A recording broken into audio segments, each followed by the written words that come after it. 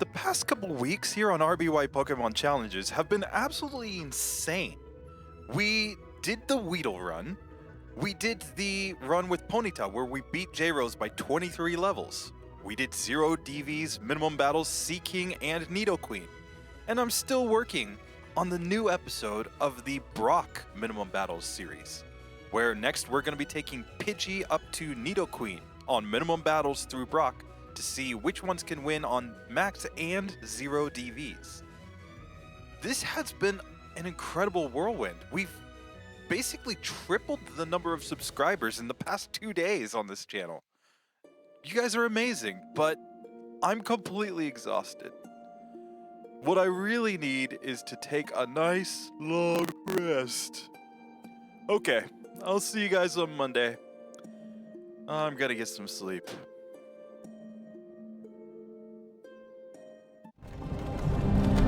Hey, you. You're finally awake. So, we choose a random Pokemon every week here on RBY Pokemon Challenges using the memes, and last time, Boss Kyle voted for right on the Seaking run, so we took the right Pokeball and we got ourselves the Snoozer Bruiser. That is Snorlax.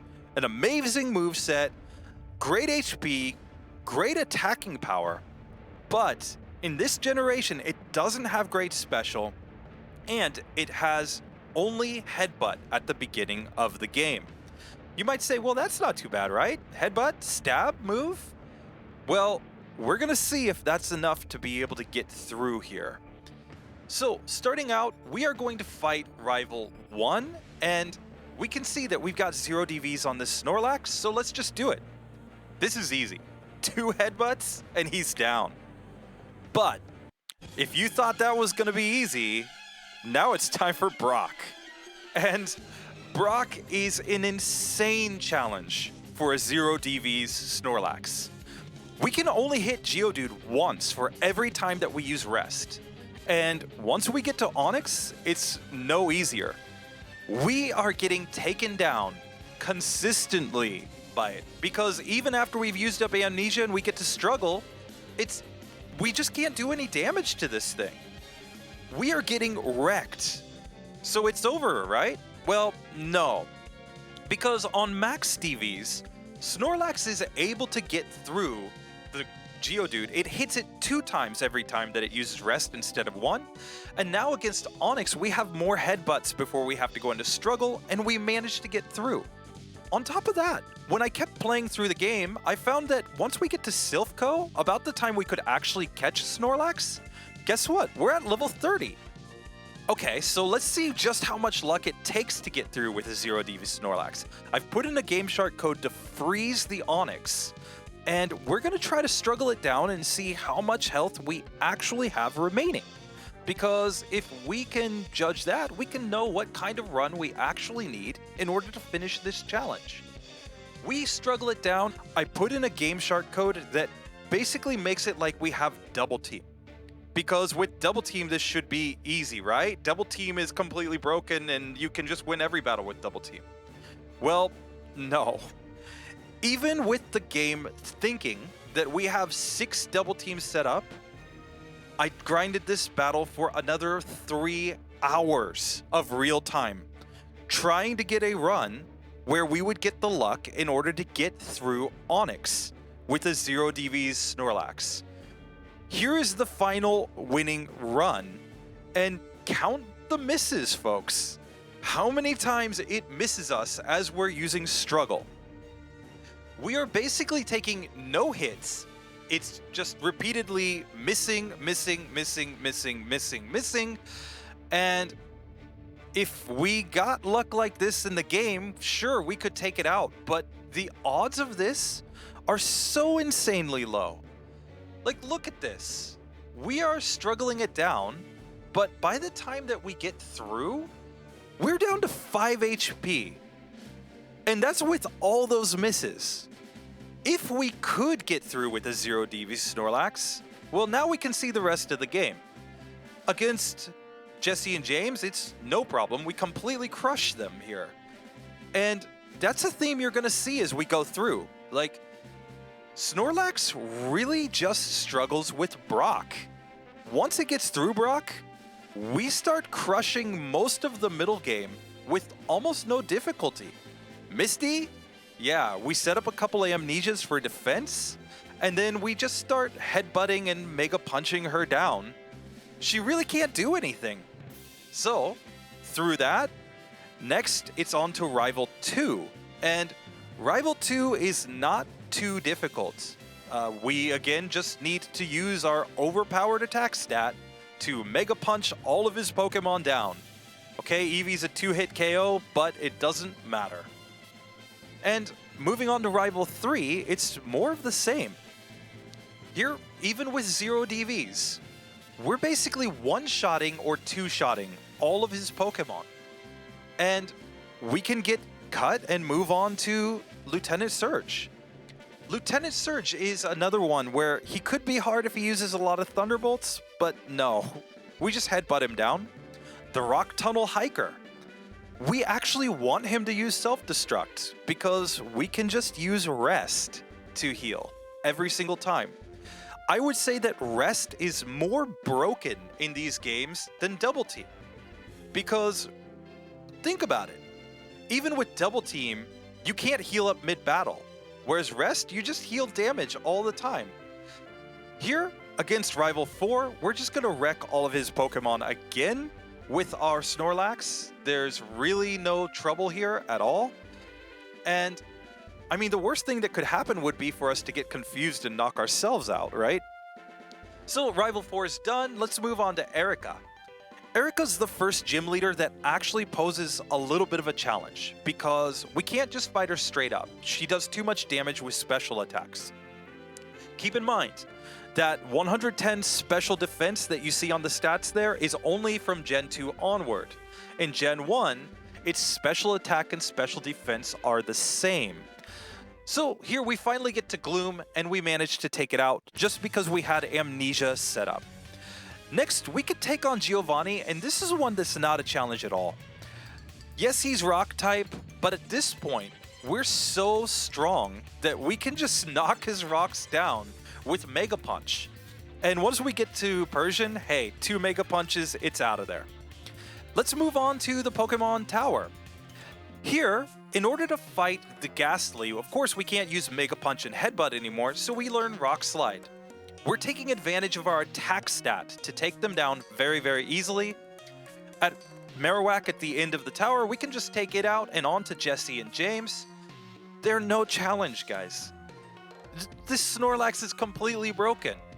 And we can see that we're at level 30 right now, so if we went and we caught a wild Snorlax, it would be the exact same level. So if we beat the game on 0 DVs from now, basically what it's saying is once you get to Cerulean, just pick up a Snorlax and you're good to go. So here, let's try Rival 5. We used Bubble Beam on Sandslash. Now Cloyster. It takes us out. Okay, that one wasn't working. Let's go fight Koga instead. This one isn't easy, but it is easier than Rival 5. Here, we can take down the Venonats fairly easily, and when we get poisoned by Toxic, it's okay. Just rest and heal it up. So we get through the first 2 Venonats just fine. Third Venonat uses Double Edge, but that's also basically fine. Now, no Psychic from the Venomoth. That's all we really need. We heal up.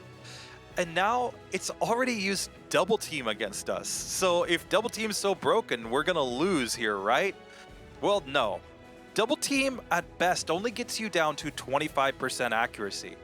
And here, we can just whittle it down, and we're through Koga. Let's go back and take on Rival 5. Let's see how this goes. So against Rival 5, we're going to set up Amnesia first for badge boosts. We now have a badge boost in defense, as well as attack and speed. Now we can go into our normal moveset after resting off a little bit of damage. We can just start headbutting down the Cloyster. It has a lot of defense, but we're going to get through this eventually. Moving on to Magneton, we're going to heal up again. The worst Magneton can really do is paralyze us, and with rest, we can heal all those status conditions, so no problem there. Kadabra is easy, and now against Flareon, yeah, we just need to heal up, and now we can Bubble Beam it down. So it takes a few rests just because, again, our special stat isn't that good in this generation. But we get through, and now we can replace Headbutt with Body Slam. Body Slam, everybody knows, is great. We get a chance to paralyze, plus it's stab. So let's see how this goes against Team Rocket. Here, we can see that even without healing up after Rival 5, we just go in and wreck them. So now on to Giovanni. He uses double kick in this fight. So I decided that we actually need to get badge boosts here. I tried it a couple times without badge boosts, and we get taken out between the Nidorino and Nidoqueen using double kick on us. So instead, if we set up badge boosts with Amnesia to get higher defense, we're going to have a chance to get through this fight. It's just going to be tedious. It's just going to take a little while. But once we get set up, we can just start body slamming these Pokemon down. And here, we're going to use Bubble Beams on the Nidoqueen, and we get through. Okay, good. Now it's on to Blaine. Blaine is kind of trolly. He leads off with Ninetales, which gets a lot of critical hit flamethrowers I've noticed in my runs. But once we get through, we've got Amnesia set up, so we're not taking too much damage from special type attacks. And we can paralyze the Arcanine and now just rest up. We can just get all of our health back that way, and now it's just an easy couple body slams to take it down. Okay, next up, Sabrina. Here, we just body slam her Pokemon down. There's no point even trying to set up because they'll just lower our accuracy. Body slam, body slam, body slam, body slam. They're all done. Okay, Giovanni. Look, guys. I tried this one so many times and I couldn't get through. So I had to resort to using rare candies, but in using rare candies, we also got something else. Harden. Why Harden? You would say, well, you were already badge boosting with Amnesia, so what would Harden do? Well, of course it increases our defense, but it also means that instead of getting 3 badge boosts per battle, we can now get 6. So once we set up all our Hardens, we can see that we are completely wrecking his team because we have 6 badge boosts, not 3. Here, once we get all the way to the Rhydon, we can just use Earthquake to take it down. And there we go. We have gotten through. We're not going to learn Double Edge. We're just going to keep Body Slam. I think it's the better move instead of using up our HP. Now against Rival 6, we have Heart, but Sand Slash knows Slash. So with its almost guaranteed critical hits, we can be taken out here even while we're trying to set up. But once we do get the setup, we can just start sweeping through his entire team with a 0 DV Snorlax. And it's really not that hard. Okay, so let's move on to the Elite Four. Here, the strategy is going to be pretty simple in most of these fights. Set up 6 Hardens to get all of our badge boosts, and then start spamming Body Slam or Earthquake to get through. Body Slam is so strong, and the fact that we can rest and heal up damage means that once we've gotten all of our badge boosts off, this really isn't too challenging. Yes, Cloyster's doing some decent damage to us, but we can get through. Slowbro's no problem, same for Jinx. And Lapras, yeah, that Hydro Pump didn't do that much to us, and we get through. Now we can go ahead and heal up, and let's move on to Bruno, right?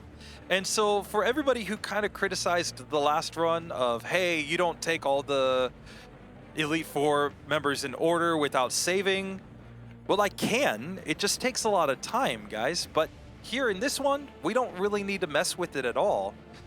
We can just basically batter our way through the entire Elite Four with this Snorlax. Here, yeah, Bruno could be hard if he uses high jump kick there with Hitmonlee, but not really. And once we get to the Onix, yeah, we can just rest to heal up damage. And now we have Earthquake. So we don't really have to struggle that much. And we can rest again here against Machamp and just take it out. So there, that's done.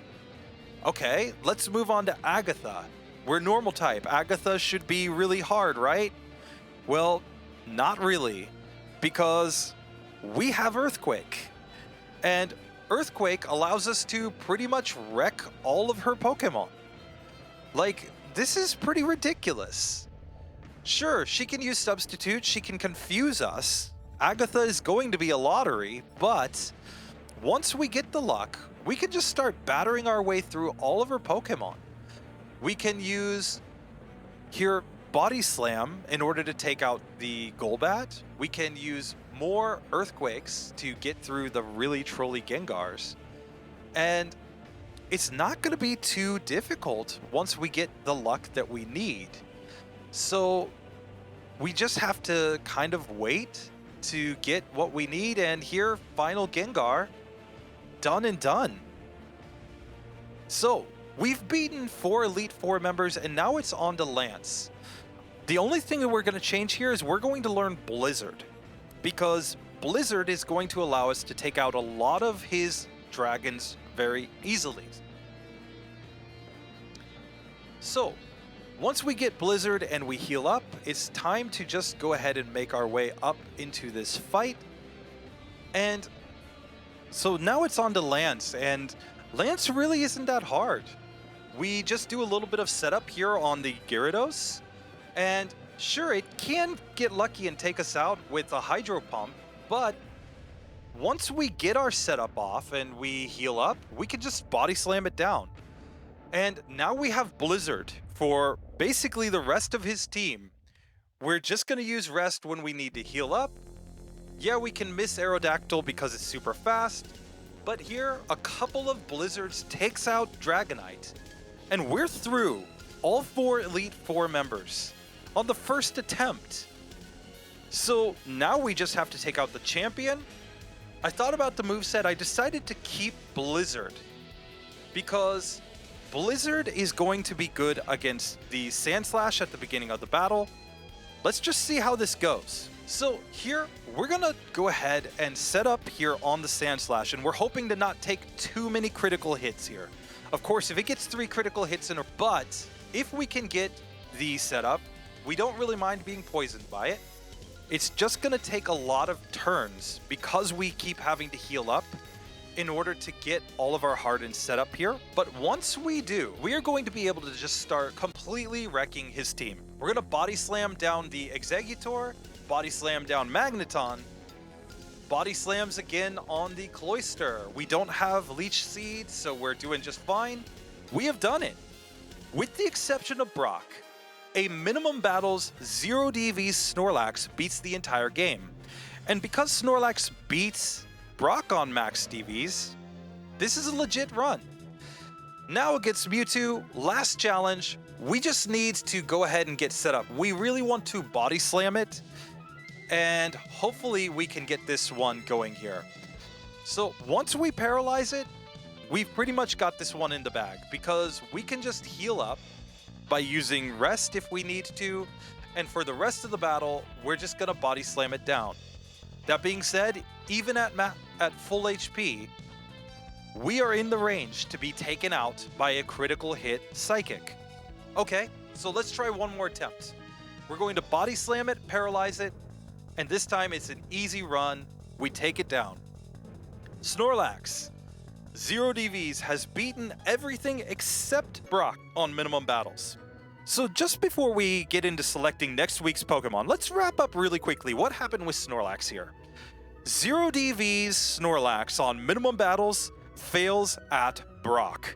Make no two ways about it, guys. Unless you're going to use a cheating device, you cannot beat that battle. The odds of getting that many misses in a single battle from Brock are astronomical. If you ever do it, definitely post the video on YouTube, because you are going to get some credit, at least from me, but I think the rest of this community as well. But know that that's like a 1 in several million chance. What we found, though, is that after you get through Brock, Snorlax doesn't struggle at all. So when you see other YouTubers that have done Snorlax videos, I know Scott's Thoughts did it, where you did special Snorlax versus a physical Snorlax, for example. Once you get through Brock, there's no need to level up any more than minimum battles. You can do the rest of the run, and if you get a good Snorlax, you don't even need to do extra battles before Brock. So, with that being said, Snorlax 0 DVs is out. Snorlax Max DVs has completed this challenge. Now, with that being done, let's talk about how we select our Pokemon, because we have tons of new subscribers here on this video. Everybody, we do randomized runs based on Pokemon that have beaten Brock on 0 DVs. You can check out the Brock Minimum Battles series in the card right up here. Let's get into the selection of next week's Pokemon, starting with our comments from last week's video. So last week, longtime subscriber here, Andrew Palmer, voted for the right Pokeball. He said he hopes to get Snorlax. Well, I'm glad that we gave you the Snorlax run today, man. The way that we always choose our Pokemon is we use the RBY Pokemon Challenges website, and we choose the left, center, or right Pokeball. If you want left, you can vote leftovers in the comments down below. If you want to get the center Pokeball, you can vote Pokemon Center. If you'd like the right Pokemon, right on. It's kind of our established memes over here, but if you have your own memes, drop them in the comments below. Now, let's find out what Pokeball we get. Oh, we got a Squirtle in the right Pokeball. Okay, let's see what we missed. If we had taken Pokemon Center, we would have gotten Bellsprout. And if we had taken left, we would have gotten Vaporeon. Well, no votes for left, no votes for center this week, so we're going with right. We're going to take Squirtle on a full game run next week. We're going to try 0 DVs and minimum battles here. And this is one of only 2 Pokemon left in our challenge with lower base stats than Bulbasaur. And Bulbasaur's already done it. What do you think? Can Squirtle do it? Drop it in the comments down below. Anyway, this has been RBY Pokemon Challenges. I'm Teo. Thank you so much for watching. Thank you to all the new subscribers and new viewers and new commenters. Really appreciate you guys. I'll catch you in the next video. Later.